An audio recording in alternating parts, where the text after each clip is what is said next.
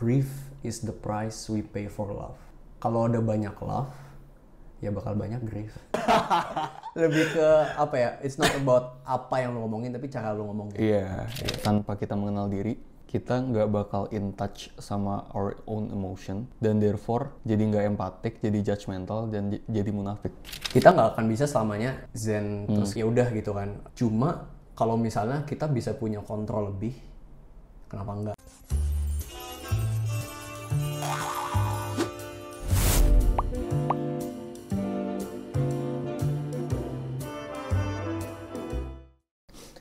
Hai, balik lagi sama gue Ocin. Dan gue El. Hari ini kita mau bahas lanjutin yang kemarin nih. Kemarin tuh kita bahas apa emang? Kan kemarin bahas tentang gimana caranya kita deal with ourselves gitu kan. Kayak mengenal diri dan lain-lain. Nah kalau hari ini kita mau bahas tentang lanjutannya nih. Yaitu adalah, kan kita udah tahu nih gimana caranya kita mengenal diri, cara menghandle semua kelebihan dan kelemahan kita gitu kan. Tujuannya adalah untuk bisa handle orang dengan lebih baik, basically. Handle tuh kayak aneh banget ya kata-kata ya. Handle tuh apa ya? Apa? Kayak Berkomunikasi dengan baik lah. Berelasi dan berkomunikasi dengan baik. Gimana caranya lo berinteraksi Iya. dengan orang lain dengan lebih baik. Now that kita udah kenal diri kita dengan lebih dalam gitu, ya kan? Oke. Nah, sebelumnya mungkin pertanyaan pertama gue tuh berhubungan sama yang topik kemarin. Yaitu adalah, kenapa kita harus mengenal diri dulu sebelum kita bahas topik ini. Yes. Ini basically jawabannya 2 jam ya di 2 episode sebelumnya. Dan 2 jam itu bahkan belum selesai kan, karena masih kita bahas sampai, maksudnya itu jawaban yang terus kita cari sampai seumur hidup. Iya. Tapi kalau gue persingkat, diri. kalau gue persingkat, basically mengenal diri kan artinya kita tahu capability kita, artinya tahu kelebihan dan kekurangan, artinya kita juga tahu kapasitas kita untuk berbuat jahat, untuk berbuat baik, dan basically kapasitas kita untuk apa ya, melakukan kekerasan gitu kan, basically. Jadi kalau misalnya kita udah tahu hal-hal ini, kayak misalnya, oh ternyata gue capable untuk nyakitin orang lain ya, misalnya. Ternyata gue capable untuk misalnya apa kayak berbohong, nipu, selingkuh, bunuh orang, or something lah, ngerti nggak? Maksudnya kayak semua orang tuh punya loh kapasitas itu. Dan sebelum lu sadar, lu nggak akan punya aura bahwa lu tuh capable gitu. Jadi orang yang udah lebih kenal sama dirinya, dia itu akan punya some kind of aura yang orang tuh pasti ngerasain. Lu bisa ngerasain nih orang tuh punya self mastery yang tinggi gitu. Dan dia tuh punya ada certain apa ya, lu bisa ngerasa orang ini tuh lebih stabil dan lebih pede sama dirinya sendiri, karena dia udah tahu apa yang dia bisa lakukan, apa yang mungkin dia lakukan, tapi dia bisa kontrol semua itu dan jadi orang yang capable gitu. Paham gak maksudnya? Gue ngerti maksud lu, cuman dari gue mungkin sisi kontrasnya. Gimana? Kan dari lu kapabilitas, dia ngerti kapabilitas dia, terus dia jadi lebih self confidence dan lain-lain gitu. Cuman kalau yang pengen gue bahas itu mungkin lebih ke sini sih. Jadi kayak tanpa kita mengenal diri, kita nggak bakal in touch sama our own emotion, dan therefore jadi nggak empatik, jadi judgmental, dan jadi munafik. Jadi apa ya? Pas lu lihat seseorang, bagian dari lu tahu nih orang udah mengenal diri atau bukan. Menurut gue mungkin gue lebih prefer dari seberapa empatik dan gak judgmental dan gak munafik orang itu sih. Karena banyak banget juga orang yang terlihat self confidence dan lain-lain, tapi sebenarnya dia cuma bikin persona, topeng aja. Kayak paham. topeng yang Cuma gue bisa integrate opini gue dan lo. Jadi orang yang misalnya tahu doang gitu bahwa dia tuh bisa ngelakuin apa, bisa sejahat apa dan seterusnya. Kalau misalnya dia masih jahat, artinya dia belum terjun sedalam itu, ngerti nggak?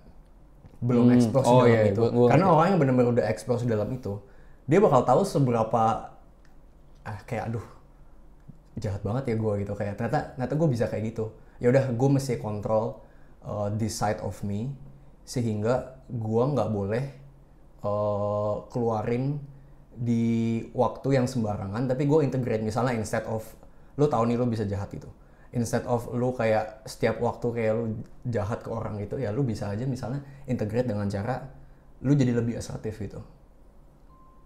Kayak misalnya asertif tuh kayak misalnya lu tahu nih ada something yang nggak fair terjadi di lingkungan lu, baik itu terhadap lu atau ke orang yang di sekitar lu gitu, lu berani speak up gitu misalnya.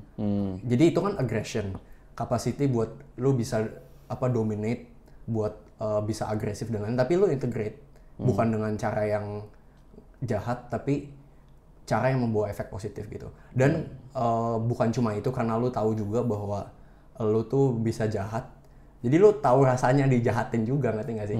Kayak itu tuh nggak enak lo digituin. Jadi lu bisa lebih empatik akhirnya. Lihat orang yang mungkin orang lain nggak terlalu empatik, ngerti nggak? Kayak orang yang mungkin orang lain tuh kayak pada nggak suka dan lain, lu jadi bisa ngerasain karena lu udah terjun sedalam itu, saking dalamnya sampai lu bisa memahami, lu bisa punya keluasan hati untuk memahami berbagai jenis spektrum orang gitu. Karena lu udah explore sedalam itu. Ya. Lu jadi merangkul emosi lu sih. Dan itu menurut gue big part dari pengenalan diri tuh perangkulan emosi sendiri sih, karena gue nggak tahu kenapa ya, cuman zaman ini tuh dan zaman dulu mungkin kayak zaman yang sangat secara tidak langsung, secara unconsciously tuh mengajarkan society ini tuh untuk kayak emosi tuh kayak jangan terlalu tunjukin, ya gembur-gemburkan kayak gitu lah. Tapi itu ada a whole nother episode. Yeah. Lu ada lagi? Gue keinget satu aktor, Timothée Chalamet. Dia lagi terkenal kan belakangan ini.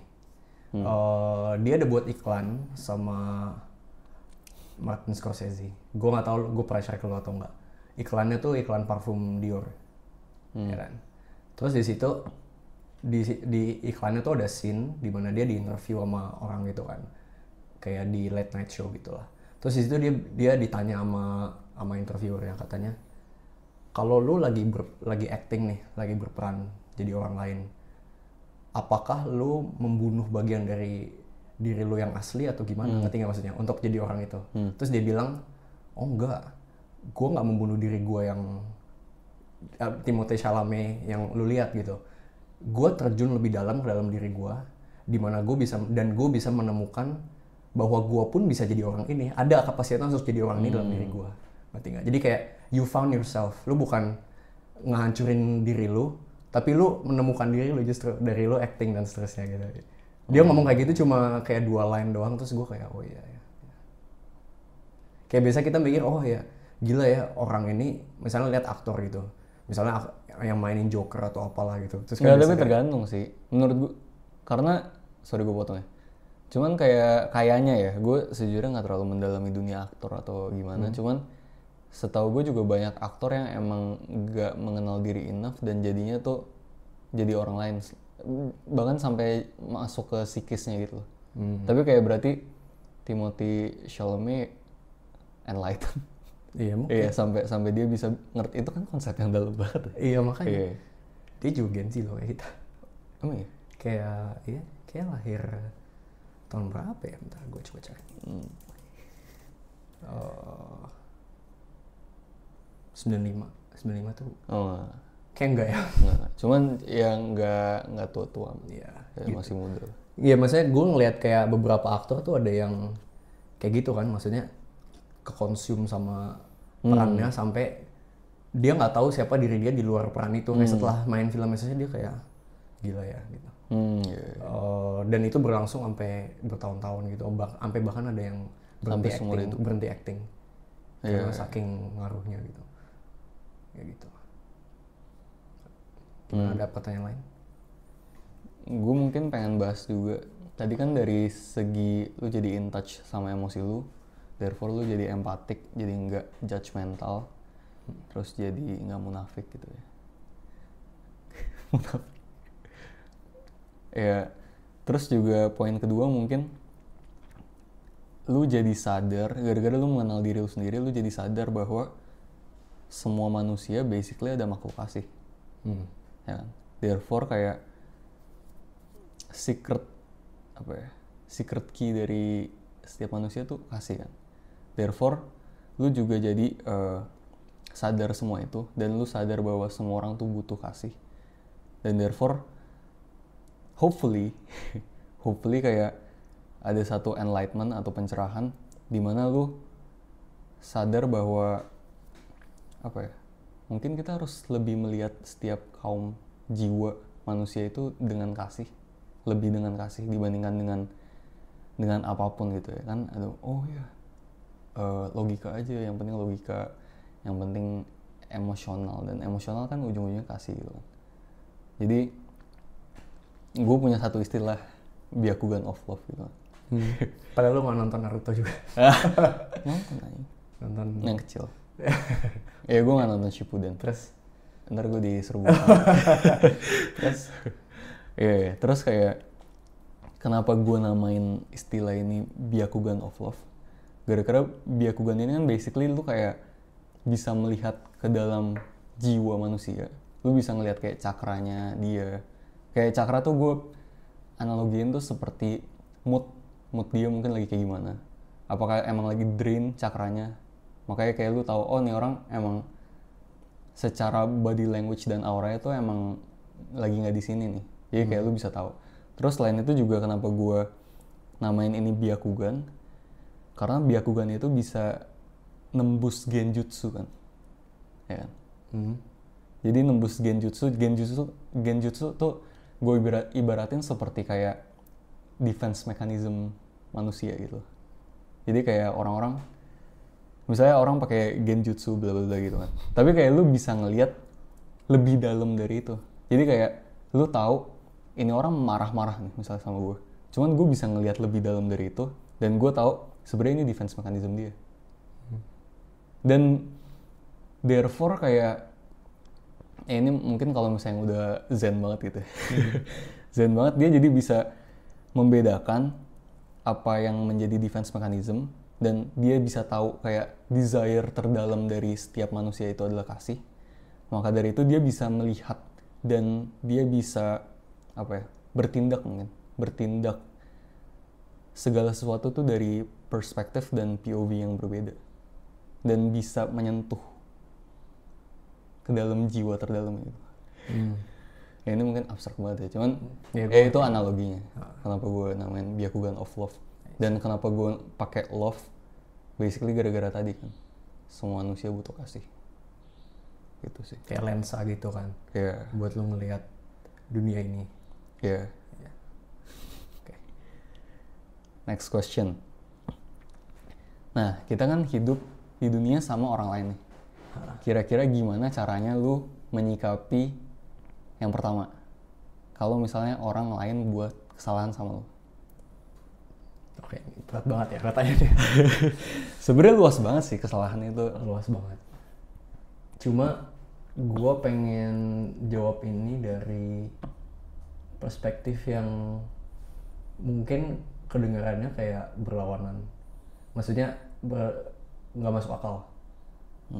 Jadi menurut gue, untuk lu bisa maafin orang lain, lu pertama-tama perlu tahu dulu caranya maafin diri lu. Oke. Ngerti maksudnya? Oke, ngerti. Jadi kayak lu tahu, ini hubungan sama yang tadi gue ngomongin juga sih. Basically lu tahu bahwa lu juga bisa ngelakuin kesalahan yang sama kayak yang dia lakuin.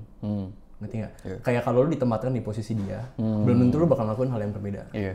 Ya kan? Jadi dan setelah lu menempatkan posisi lu di posisi itu, menempatkan diri lu di posisi itu, lu jadi ngerti bahwa bisa jadi gue ngelakuin hal yang sama nih. Hmm. Dan kalau gue jadi dia, gue sih pengen dimaafin. Hmm. Jadi kata-kata dimaafkan, forgiveness gitu, pengampunan, itu basically adalah lu membolehkan orang itu tuh melakukan kesalahan. Lu membolehkan orang itu melakukan kesalahan dan belajar dari kesalahan itu, ngerti nggak? Jadi lu kasih dia waktu dan energi untuk kayak lo kasih dia waktu dan energi dan ruang untuk bisa melakukan kesalahan, kayak lo membolehkan itu untuk terjadi dan ya lo menempatkan diri lo di sana gitu. Jadi kayak oke, dia salah ke gua, tapi gua sama dia sebenarnya nggak sebeda itu loh. Paham Yeah. sih? Tapi itu butuh awareness. Gue nggak yang tinggi bilang banget sih. gue kayak gitu. Yeah. Cuma menurut gue forgiveness itu akarnya itu. Iya, benar Ya sih. kan? Kayak basically kalau kita tarik lebih dalam lagi, kan ada golden rule, tau nggak? Apa? Apapun yang kamu mau, apapun yang kamu kehendaki orang lain lakukan ke dirimu, kamu lakukan itu juga untuk orang lain gitu kan. Kayak basically kasihlah sesama manusia seperti dirimu sendiri gitu kan. Itu namanya golden rule ya. Dan ini diistilahin karena ini kan ajarannya JC kan, Jesus Christ. Iya. Cuma saking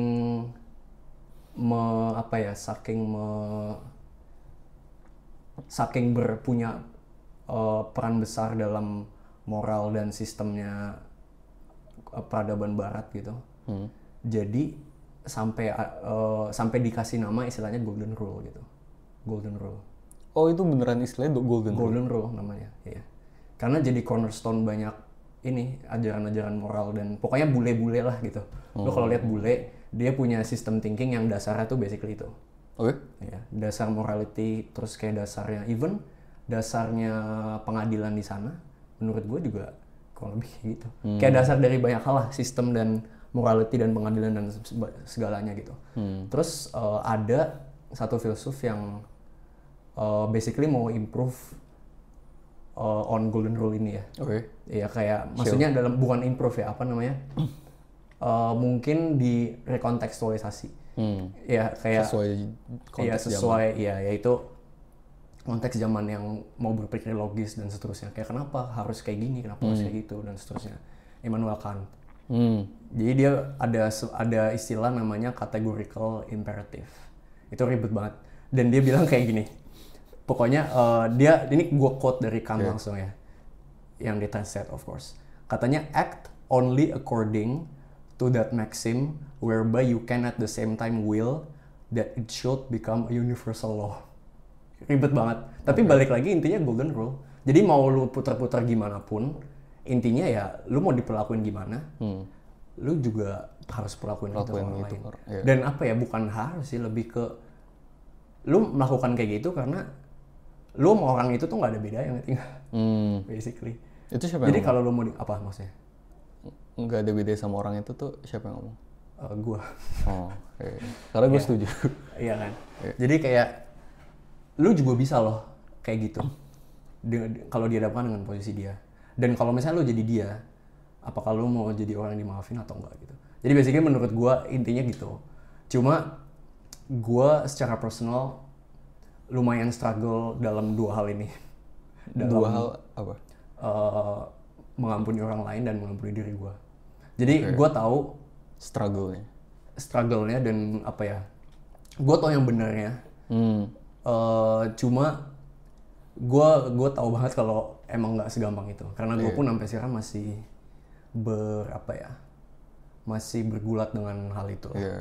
Cuma intinya ya gue lagi mencoba untuk mengingatkan diri gue akan hal itu gitu. Lu ngomong kayak gitu, gue jadi keinget sama ini. Gue juga pernah bikin analogi sih.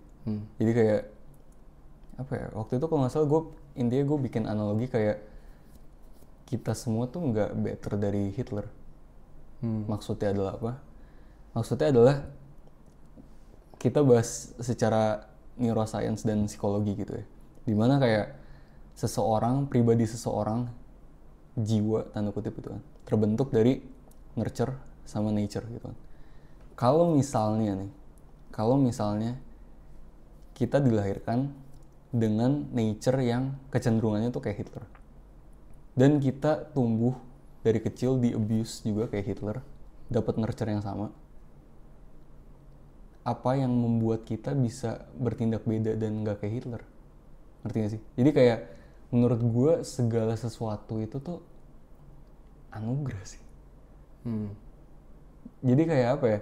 Kayak, dan ini kan part of self awareness, di mana even lu bisa, misalnya lu bisa tumbuh di keluarga yang sehat, itu anugerah. Even kalau misalnya keluarga yang nggak sehat tapi lu punya apa ya, mungkin lu kayak bertumbuh, abis itu lu dapet enlightenment atau apapun, abis itu kayak lu bisa nyadar even akan hal ini, abis itu lu jadi pelan-pelan mendadak mau gitu ya. Itu semua tuh basically anugerah gitu. Jadi kayak atas dasar apa lu bisa melihat diri lu tuh di atas orang lain, dan orang, misalnya kayak ada orang yang salah sama lu tuh, dia nggak berhak untuk dapat keadilan tuh atas dasar apa? Karena basically kayak kita semua tuh fuck up gitu. Kayak paling gue jadi ingat ada satu cerita. Gue nggak tahu ya ini cerita dari agama apa secara spesifik atau ini something yang baru gitu. Maksudnya kayak perpaduan banyak inilah, kayak universalism atau apa gitu. Gue nggak tahu. Cuma ada satu cerita yang intinya kayak ada satu alegori gitu ya, perumpamaan yang ngomong kalau basically semua orang yang lu lihat, semua orang di dunia ini dan diri lo itu nggak beda, karena orang-orang lain itu adalah kayak inkarnasi dari lo di waktu yang berbeda atau apalah, gitu nggak maksudnya? Jadi kayak gue agak, ya perumpamaan. Kayak gue nggak tau belief emang beneran percaya gitu atau perumpamaan. Cuma maksudnya gue ngerti logikanya, dalam artian dia pengen ngomong kalau orang lain itu lu, kayak nggak ada bedanya, ngerti nggak maksudnya? Lu bisa melakukan kesalahan yang sama kayak dia, lu bisa melakukan even achievement yang sama yang dia lakukan dan seterusnya. Kayak kita semua tuh manusia tuh kan ada konsep kan di Yunani gitu, kayak ada aktus, ada potensi. Aktus tuh kayak aktualnya diri lu yang lu udah realize itu gimana, dan potensi itu adalah aktus yang belum gitu, yang bisa lu capai, ngerti nggak? Jadi kayak kalau lu lihat diri lu sama lu lihat orang lain, basically orang lain tuh punya level aktus yang berbeda sama lu, dan maksudnya kita semua punya potensi yang sama, ngerti nggak? Gitu. Oke.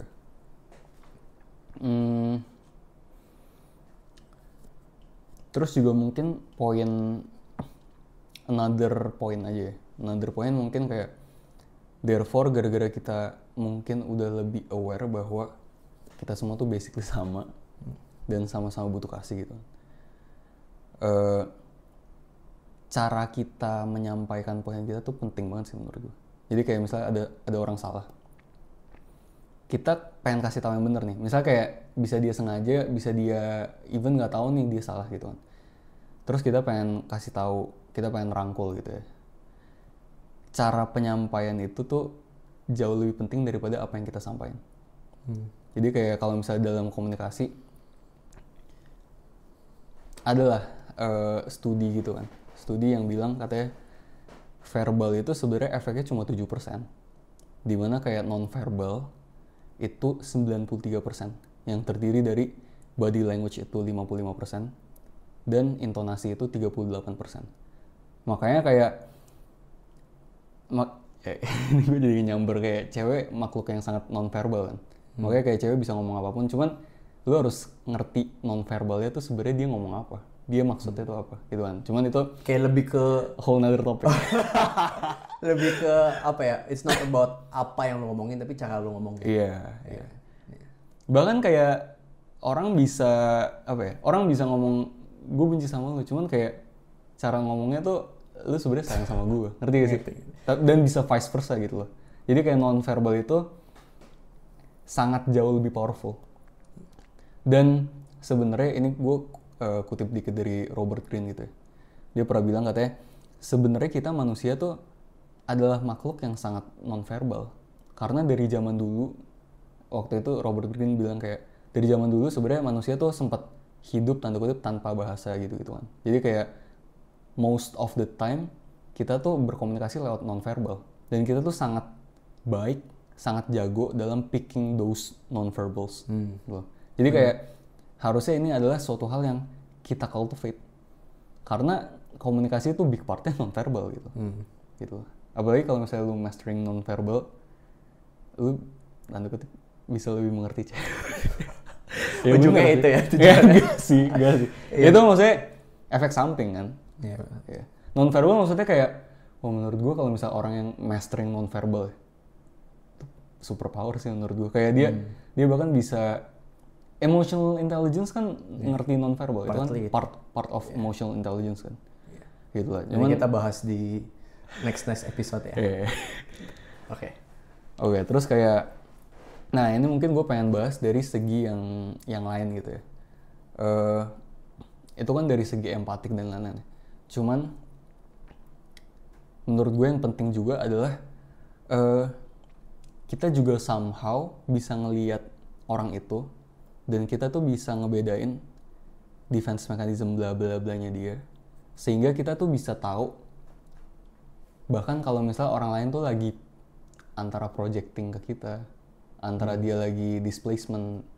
Jadi projecting tuh kayak misalnya gue lapar, terus kayak gue bilang, kayak lu lapar banget, kayak lu pengen makan bakso ya. Bahkan kayak itu sebenarnya desire gue, deepest desire hati gue gitu kan. Tapi gue projecting ke orang lain gitu kan.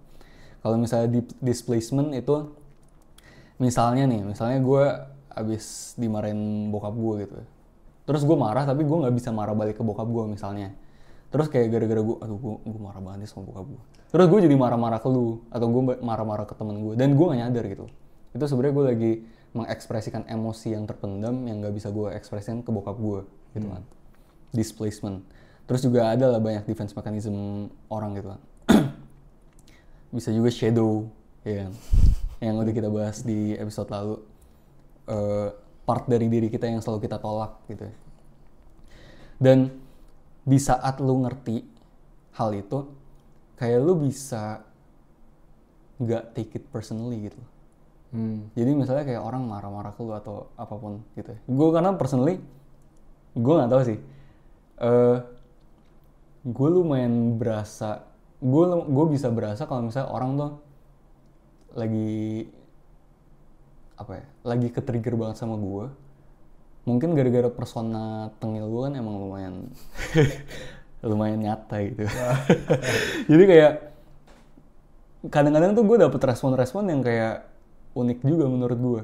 Terus kayak, jadi misalnya ada orang responsif ke gue gitu ya, kayak triggered atau apapun gitu. Padahal gue nggak terlalu ngapa-ngapain gitu loh, ya kan. Terus gue kayak mikir kayak, ini orang kenapa kayak gini? Terus gue mikir lebih jauh dikit mungkin. Kayak gue kan kebetulan gue kenal orangnya dan lain-lain gitu. Jadi gue bisa ngerti konteksnya tuh lebih dalam. Misalnya personal ini aja kali. Iya kayak pokoknya gue pernah berasa tuh orang shadow ke gue gitu. Shadow projection. Iya, shadow projection. Jadi gue post story biasa aja, ya kan.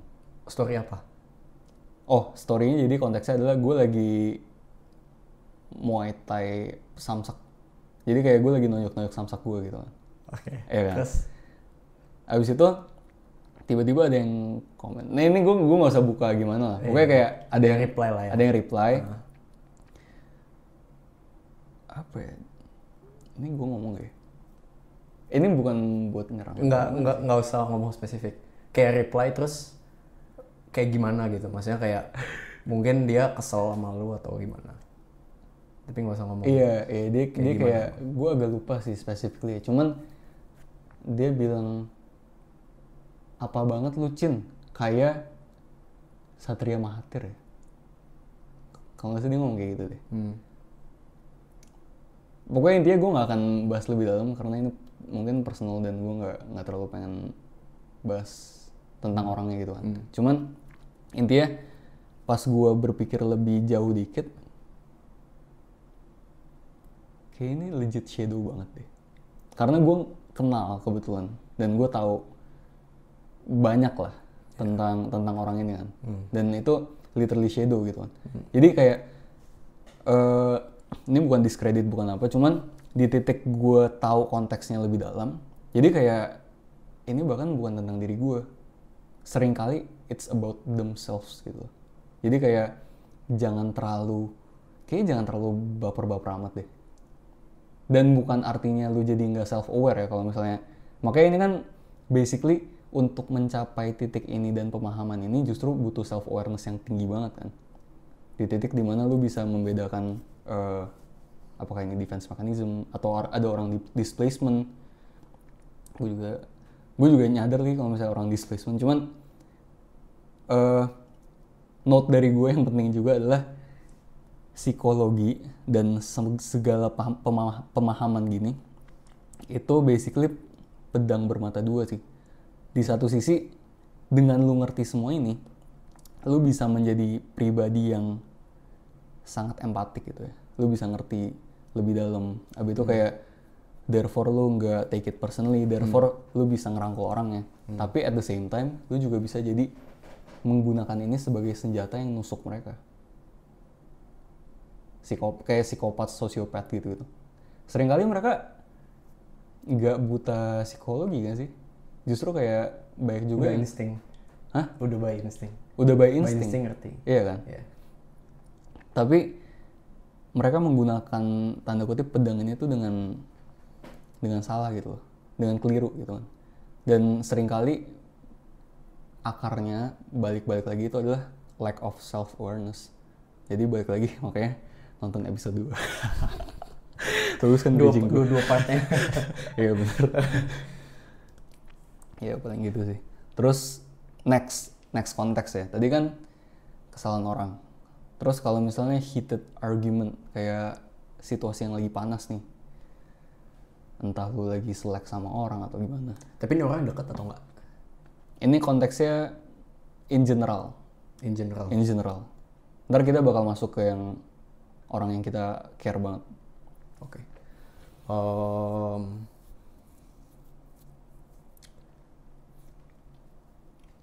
Paling basically yang kayak lu bilang tadi dari tadi sih. Apa? Kayak kita sadar dia ini berargue dari posisi apa. Dia datang dari mana gitu. Kenapa dia bisa ngomong gini? Kayak belajar untuk melihat intentionnya dia ini apa. Apa yang mau dia komunikasiin lebih dari kata-katanya ngerti nggak? Ya kan? Jadi misalnya dia ngomong, pokoknya dia ngata-ngatain lu gini-gini. Tapi lu kalau misalnya lu punya self awareness tinggi, mungkin lu bisa nyadar kayak, oh dia ini sebenarnya lagi takut. Kayak misalnya Tapi di jalanan.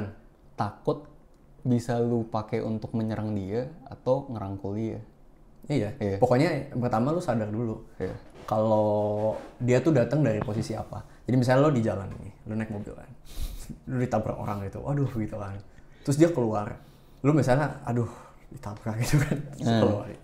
Lo keluar, dia keluar.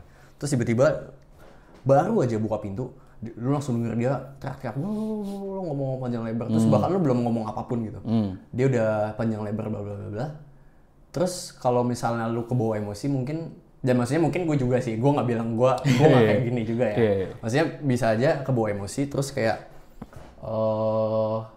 kemakan gitu, kayak oh maksud bapak saya gini-gini, misalnya, ya kan kayak panas gitu. Cuma kalau misalnya kita melatih skill apa ya, jadi ini bagian dari self control kan basically, self control dan awareness bahwa oke, kita bisa aja kemakan sama insting pertama kita, yaitu nyerang balik gitu kan.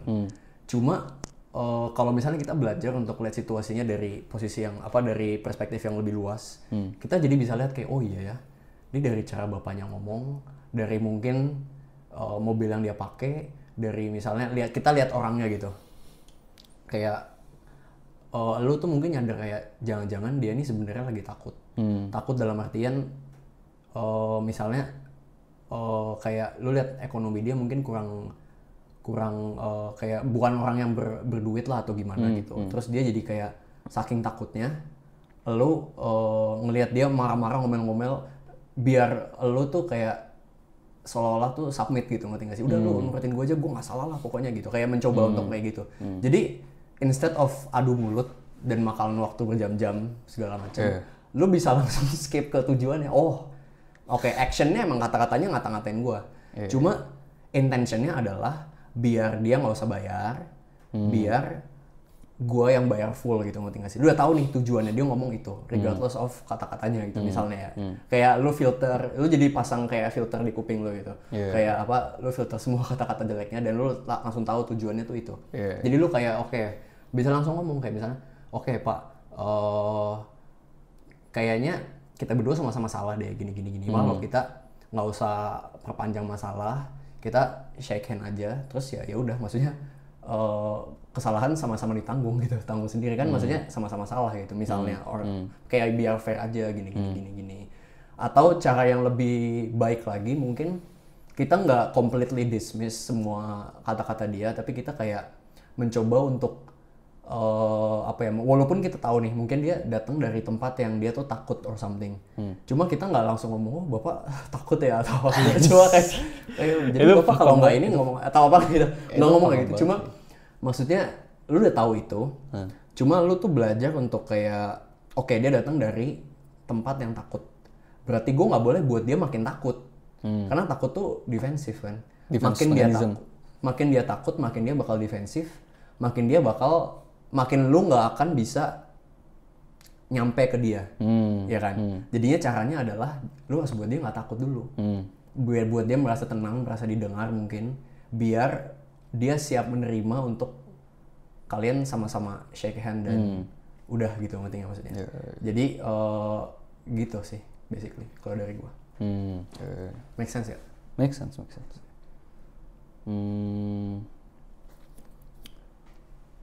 Kalau gue ya, itu gue setuju sih. Terus mungkin gue pengen nambahin, mungkin ini praktis yang gue lakukan juga.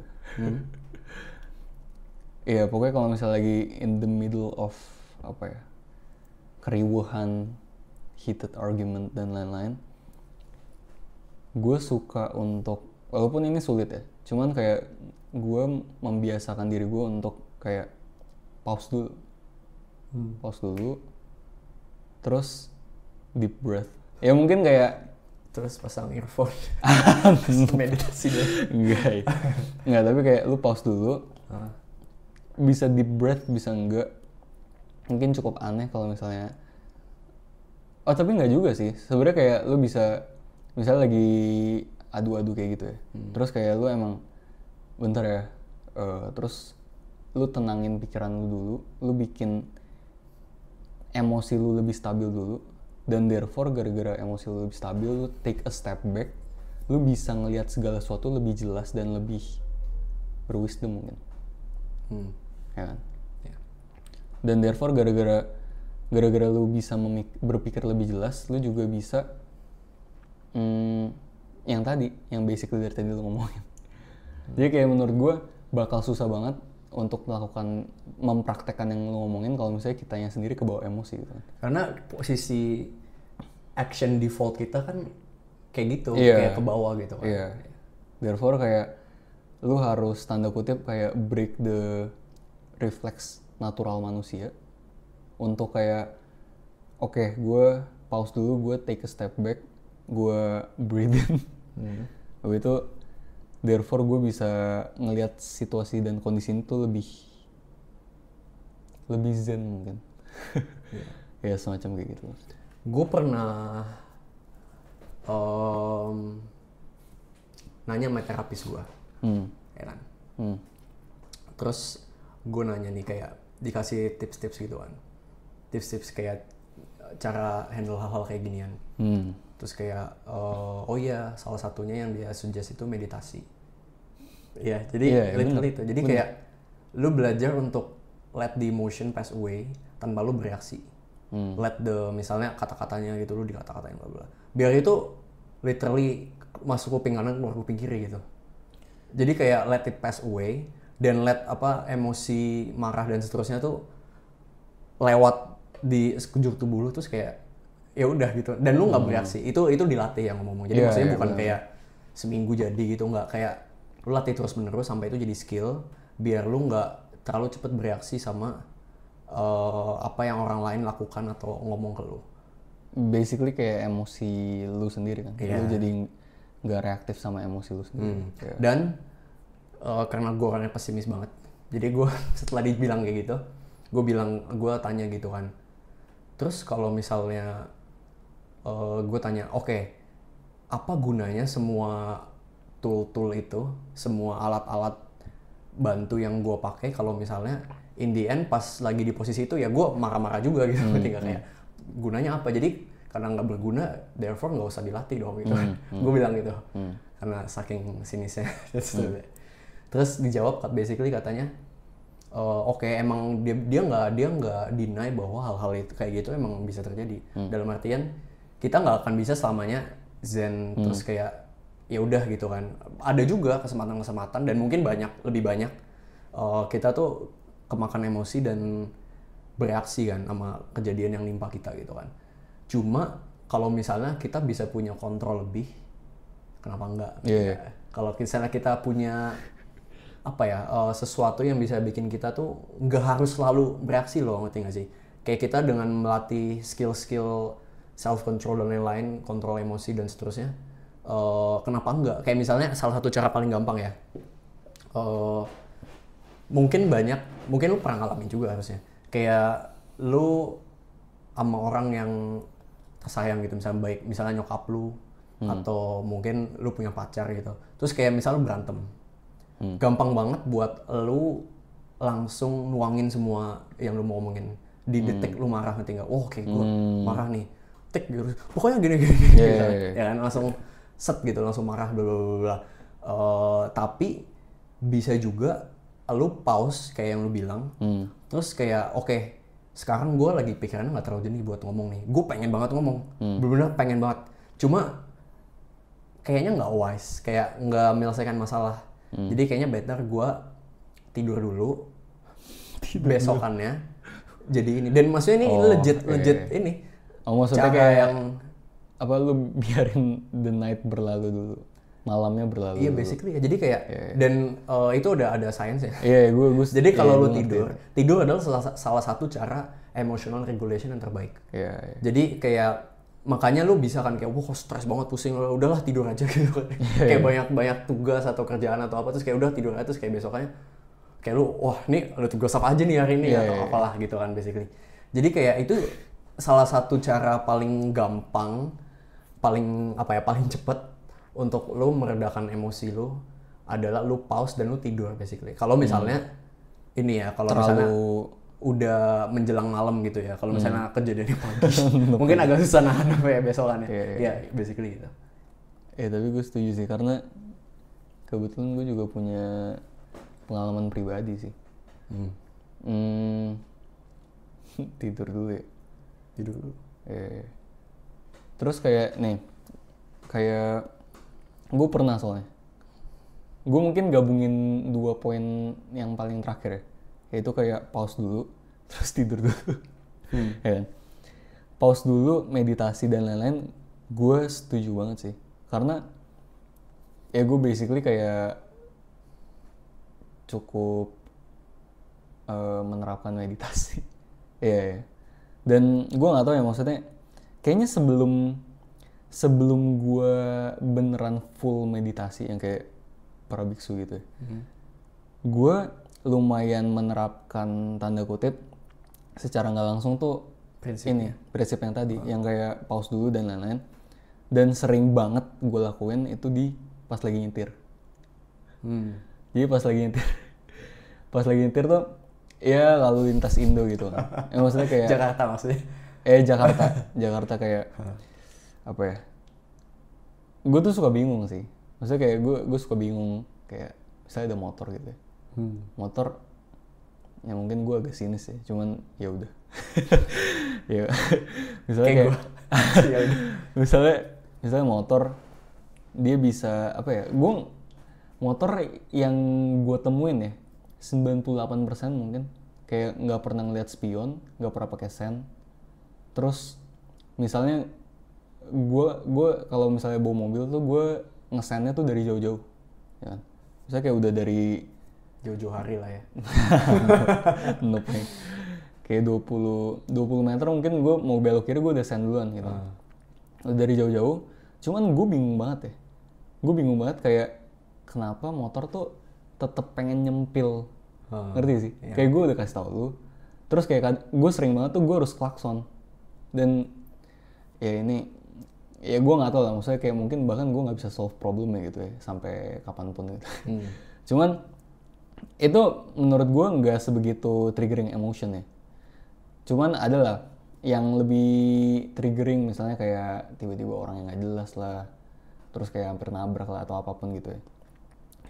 Terus misalnya gue berasa nih, wah ini orang nggak jelas banget nih, langsung berasa emosi. Cuman gara-gara gue sudah lumayan terbiasa untuk separate emotion gue dari tindakan gue jadi mikir dulu kayak oke, gue marah nih. Maksudnya kayak gue tanda kutip bahkan di meditasi kan lu merasakan tubuh lu tuh lagi ngerasain apa, ya kan? Mindfulness dan lain-lain gitu kan. Jadi kayak oke, gue lagi ngerasain ini. Terus kalau gue marah banget ya, gue bisa tancap gas, ya kan? Gue bisa tancap gas dan lain-lain gitu kan. Cuman kayak gue mikir lebih jauh dikit gitu. Kalau misalnya gue tancap gas cuma gara-gara orang ini, dan gue tanda kutip lebih meresikokan diri gue kecelakaan gara-gara gue reckless driving gitu ya, cuma gara-gara kayak gini, worth it gak sih? Terus kayak jawabannya selalu nggak worth it gitu kan. Jadi kayak nggak worth it deh. Kayak oke, gue emosi, terus ya udah gue liat gue aja. Dan itu powerful banget sih. Dan itu mungkin lu bisa praktis dalam banyak hal. Kalau konteks gue seringnya yang gue ketemuin tuh pas lagi nyetir. Cuman dari nyetir itu lu bakal translate ke segala macam konteks. Jadi kayak misalnya gue lagi debat sama nyokap gue, heated argument gitu ya. Terus pokoknya sempet satu titik, gue tuh gara-gara gue udah terbiasa kan, gue terbiasa untuk kayak mikir dulu. Tapi di detik itu gue udah mikir, gue udah coba pahamin kayak ini orang tuh sebenarnya maunya apa ya? Dan lain-lain, tapi menurut gue tetap gak make sense. Jadi sampai satu titik tuh gue tetap meledak gitu kan. Gue tetap meledak, jadi sama-sama clash. Terus sorry mother. cuman kayak di titik itu tuh gue tanda kutip kayak lumayan ngebantai nyokap gue lah. Oke, paham.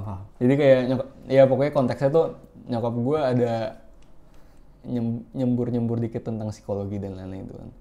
Terus kayak gue berasa terserang, to be honest gitu ya.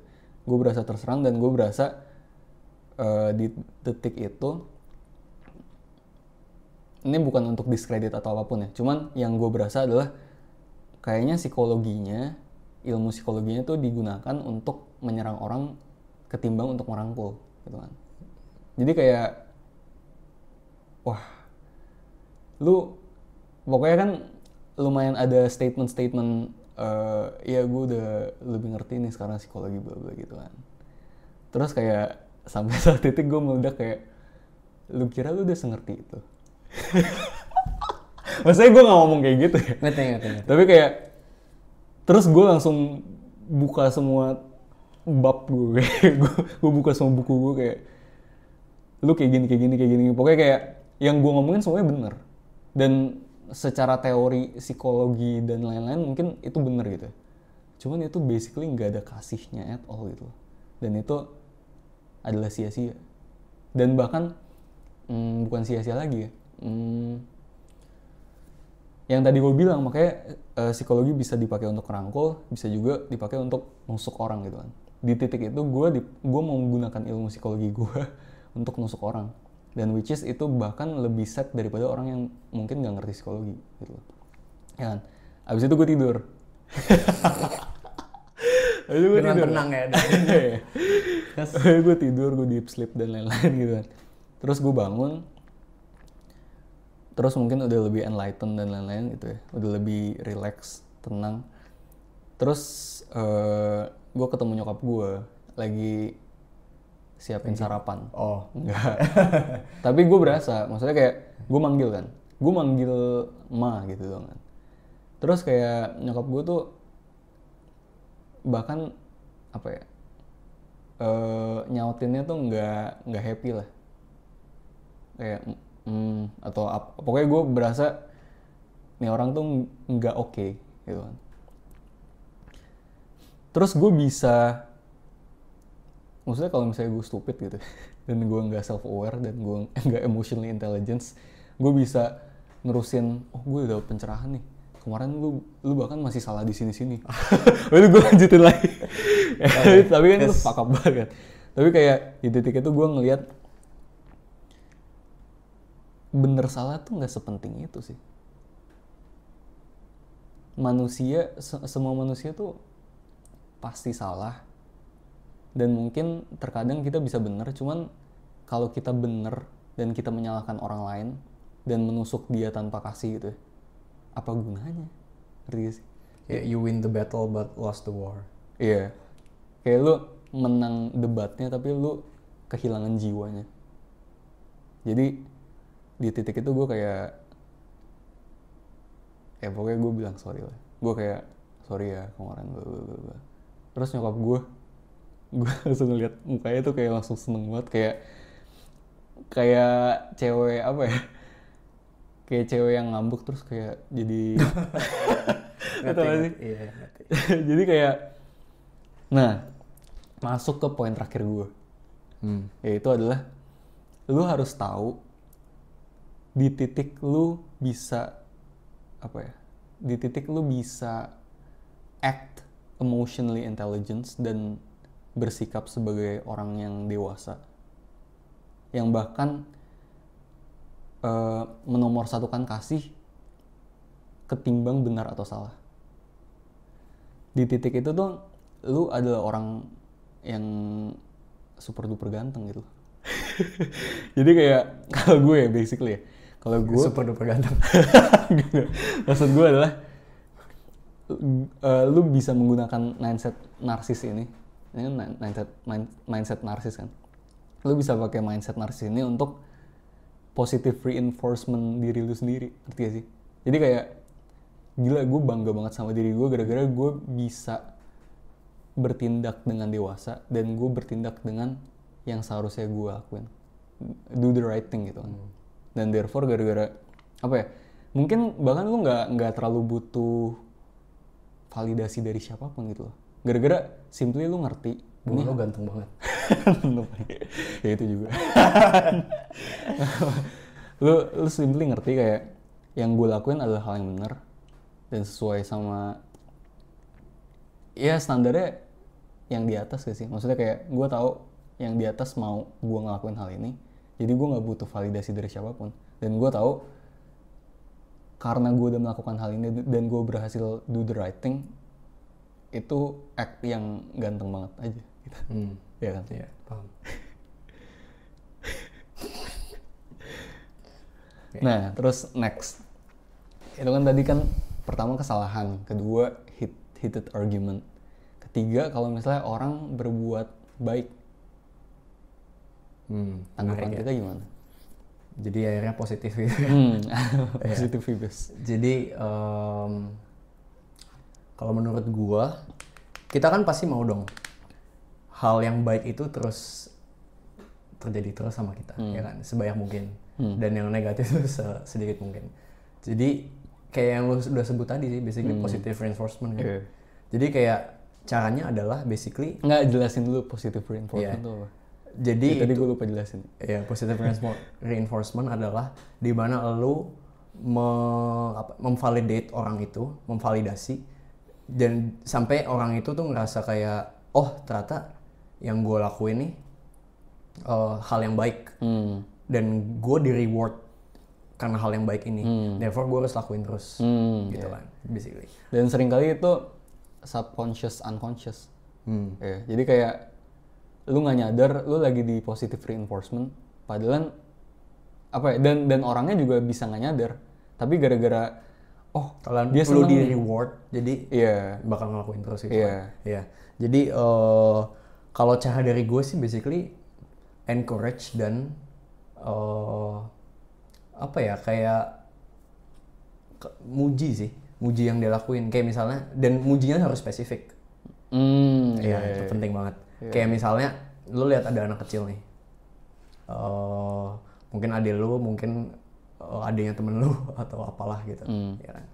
Terus lu lihat dia kayak main nakal gitu, mukul temennya. Terus misalnya lu marah-marahin gitu kan, itu kan negative reinforcement. Terus misalnya besokannya lu ketemu dia lagi, terus dia kayak bawain sesuatu buat orang yang dia pukulnya, maaf ya aku gini. Lu cara positive reinforcementnya biar anak ini jadi kayak terus berasa kalau dia ngelakuin ini tuh di reward adalah lu bisa kayak kemarin kamu abis mukul dia kan, cuma hari ini kamu udah baikan tadi. Oh udah, kayak lu bisa bilang kayak gue suka banget loh cara lu minta maaf gitu, kayak lu mau berapa sekarang? Oh misalnya umur 7 gitu kan. Tapi lu udah cukup dewasa loh. Nggak semua orang tuh bisa sedewasa ini. Kayak misalnya ngelakuin salah terus minta maaf. Dan lu juga ngasih sesuatu yang orang itu suka kan. Lu kenal sama dia, lu inget dia suka coklat, lu beliin coklat yang ini dan bukan yang itu.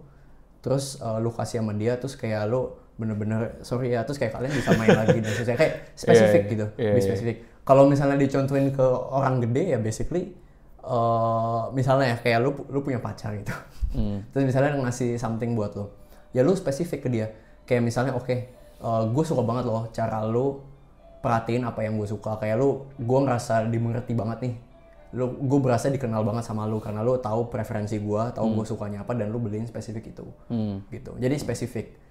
Sedangkan kalau misalnya, jadi itu muji ya, kayak muji dan validasi itu spesifik.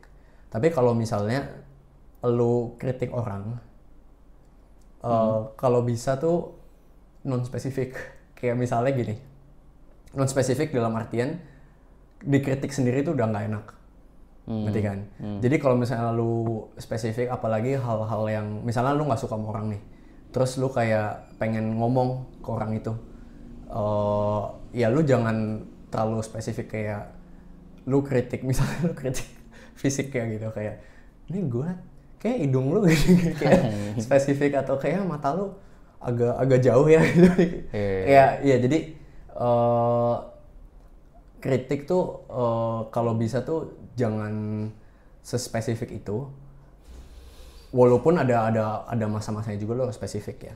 Cuma maksudnya in general, kritik itu lu harus tau lah menempatkan dirinya gimana, dan lu kalau muji dan kasih validasi juga tahu menempatkannya gimana, gitu. Gue pengen tambahin dikit yang kritik sih. Menurut gue kritik spesifik itu boleh-boleh aja menurut gue. Cuman part paling penting dari kritik itu kan sensitif kan.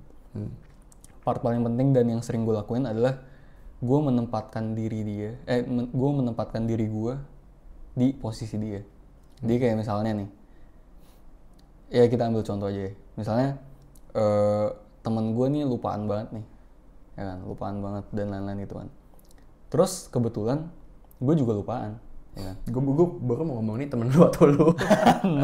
Terus ya kan, gue juga lupaan. Jadi kayak gue suggest, misalnya dia melakukan suatu hal, dia lupa, terus merugikan satu kelompok gitu. Jadi gue bisa bilang kayak, lu coba ini aja, lu misalnya kalau gue kan pakai Apple Reminder gitu, yang paling basic gitu kan. Lu coba catat di Apple Reminder aja, karena gue kebetulan juga orangnya lupaan. Dan justru gara-gara gue lupaan, gue pakai Apple Reminder dan ini helps di gue gitu. Menurut gue empati sih. Maksudnya kayak dengan gue menempatkan diri gue nggak bilang kayak lu lupaan, lu stupid gitu, ya kan? Tapi kayak gue juga lupaan, gue juga stupid, gitu kan. Nah dari kestupidan gue melakukan cara ABC untuk menanggulangi kestupidan ini gitu kan. Jadi yang poin gue tadi masih spesifik tuh misalnya nih, lu tahu orangnya lupaan. Kalau general tuh ya lu address in general bahwa dia lupaan. Bukan kayak spesifik tuh, masa lu kayak gini aja lupa gitu. Masa kayak lu nggak bawa ini kayak atau apalah gitu. Kayak yang bener-bener spesifik dia lupanya apa, kayak lu bener-bener address itu gitu. Itu yang gue maksud. Iya. Itu jatuhnya tapi Ya bisa parahnya tuh lebih ke nyerang sih basically. Iya kan. Dan itu mungkin aja kan kalau lu udah kesel banget atau gimana. Kayak udah kepahitan. Kalau lu kepahitan kan lu ingat semua spesifik. Bener. Dan kalau lu bring up itu fuck up. Jadi lu maksud gua general tuh kayak gitu kayak oke, dia orangnya lupaan. Ya lu address dari situ. Jangan kayak dia lupaan ini. Dia waktu itu lupa ini. Dia waktu itu lupa itu. Terus lu kayak bring up semua. Jadi maksudnya spesifik tuh gitu. Ya basically jawabanku sama sih. Cuma mungkin gue pengen nambahin dari apa ya, pokoknya ada satu hukum namanya hukum reciprocation. Bentar gue baca dulu ya. Ini gue baru brainstorm dari GPT tadi. Barusan. Namanya hukum reciprocation dari Robert Cialdini. Tau gak? Basically dia ngomong kayak orang tuh cenderung berbuat baik kalau misalnya dia tahu dirinya tuh dihargain. Jadi kayak lu bisa berbuat baik terus, tapi lu nggak merasa lu even dihargai gitu. Lama-lama lu mager sendiri nggak sih, unconsciously ya. Dan therefore gara-gara nggak pernah dihargain, lu jadi nggak melakukan perbuatan baik itu lagi. Itu sih Bang. Ya hidup tuh kejam. Sebenarnya arti cinta tuh apa sih ya? Makin lu kenal dia, lu makin membuka kesempatan untuk orang itu mengkhianati lu dan pengkhianatannya akan lebih sakit. Gue ngelihat orang yang judgmental kayak gitu basically adalah orang-orang yang belum explore sedalam itu aja tentang dunia ini dan dunia di dalam dirinya. Gue pengen ngomong ini juga buat pendengar-pendengar kita. Punya hati yang luas, walaupun emang membuka lu untuk merasakan banyak sakit hati. Cuma fakta bahwa lu berani untuk jadi diri lu, itu adalah hal-hal yang baik. Beranilah untuk terus menjadi diri lu dan bukan gue mesti nutup diri gue, terus gue udah gak mau deket sama orang lagi dan seterusnya.